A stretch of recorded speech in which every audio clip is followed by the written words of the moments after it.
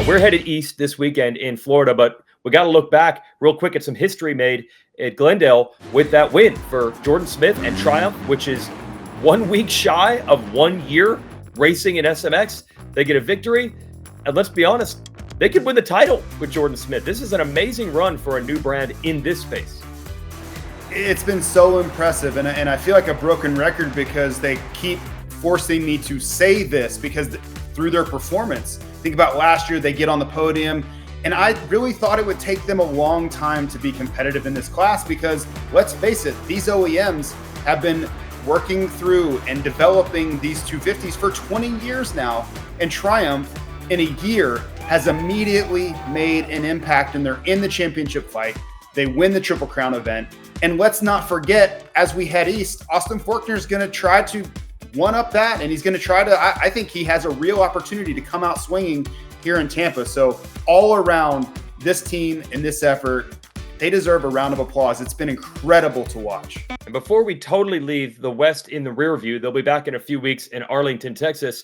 Shout out to Cole Davies. Now, he didn't end up winning the race at Glendale. Smith did with consistency.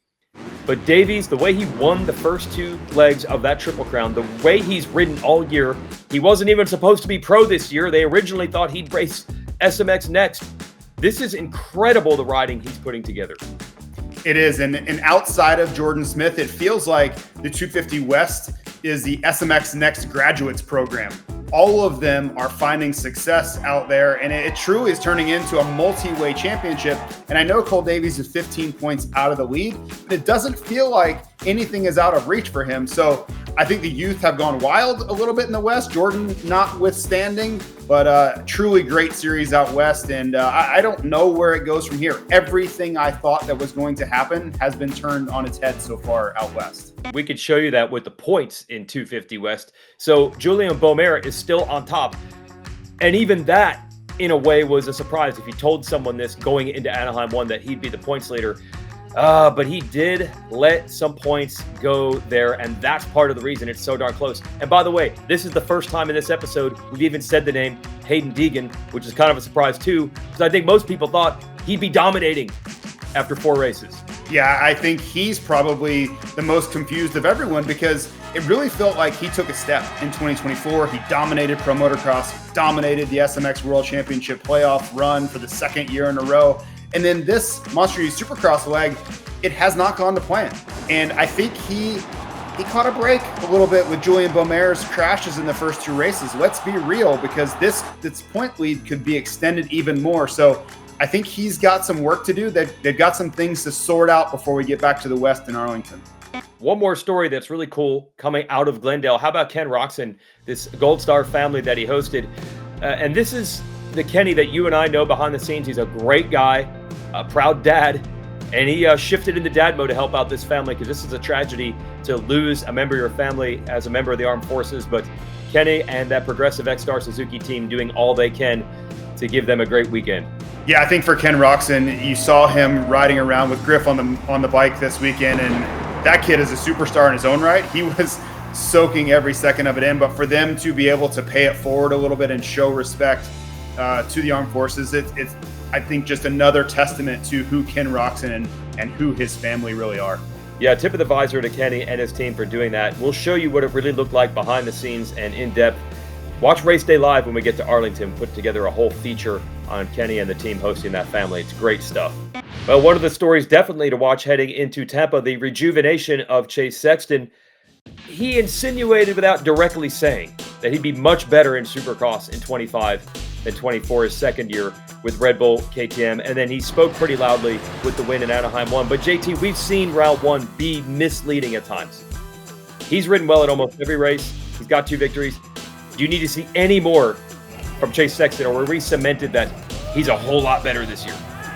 Well, it's interesting to take a look at him overall because I don't believe that he's 2023 Chase Sexton, the rider that won the Monster Energy Supercross. You don't? You don't think he's that good? Well, I don't think he is that guy. And you could say he's not that good, but also he's not making all of the mistakes. He's not losing the front end and throwing away race wins and doing some of those things. So both things can be true. Is his top end speed not quite as good? But maybe that's because he's not taking as many chances either. So the one thing's for sure, it's just not the extremes. It's not the extreme speed, but also not the extreme mistake where it costs him a race win too. But I would push forward. He's not 2024 either, where he looked confused on the motorcycle settings. He looked really frustrated at times. So some of it could be maturity, but I just think he's in a better place. The one thing I would say that I still am looking for, to your question, is I need to see more consistency in the starts.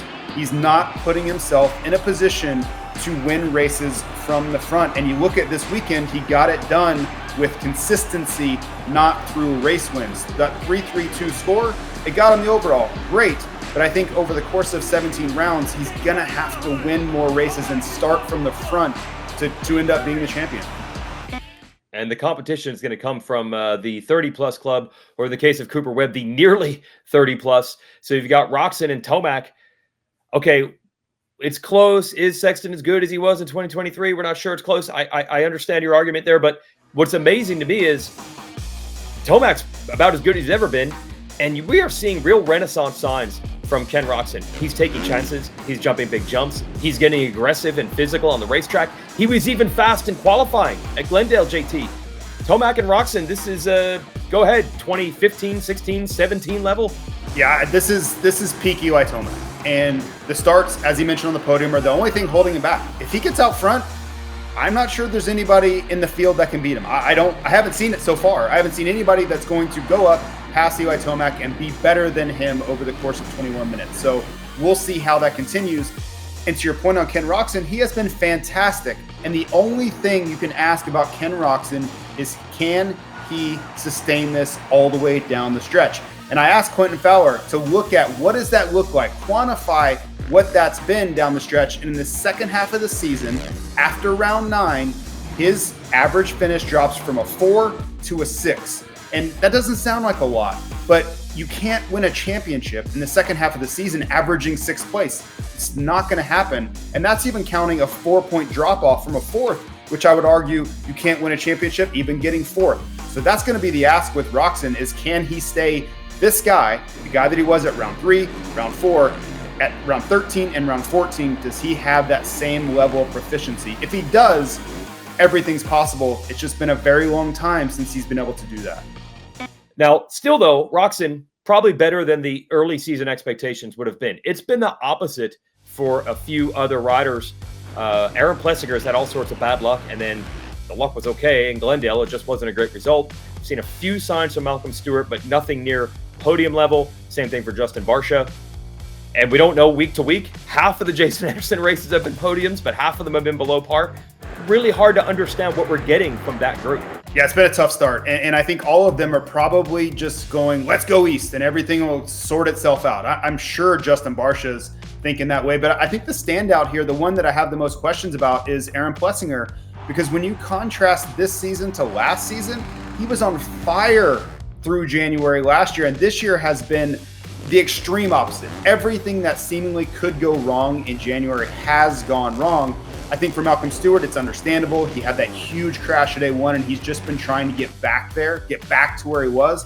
And I'll throw another name in there too that I'm really unsure about moving forward. He gave me everything I didn't expect at Glendale, is Jason Anderson. 2 podiums coming in out of 3 rounds, and then Glendale, it just wasn't his day and wasn't his night. And I thought this was an opportunity to assert himself in the championship picture, and it went the extreme opposite way. So lots of questions for that group you mentioned as we head to Tampa. Yeah, and then another rider to watch this weekend in between the groups. He's not there with Webb, Tomac, Roczen, Sexton, Jett. Hunter Lawrence has been behind them, but then ahead of this other group for the most part, except for the hot and cold Anderson. So we don't know what direction Hunter is going either. So lots to watch for in Tampa. And most people also excited about 250 East kicking off this weekend. We have to preview this. So 250 East, as you mentioned at the beginning of the show, riders that weren't supposed to be there now are, like West champion last year, RJ Hampshire, and Levi Kitchen, who scratched from West late with an illness. And let's not forget the other champion last year, 250 East, is still there. That's Tom Vial and a whole bunch of others.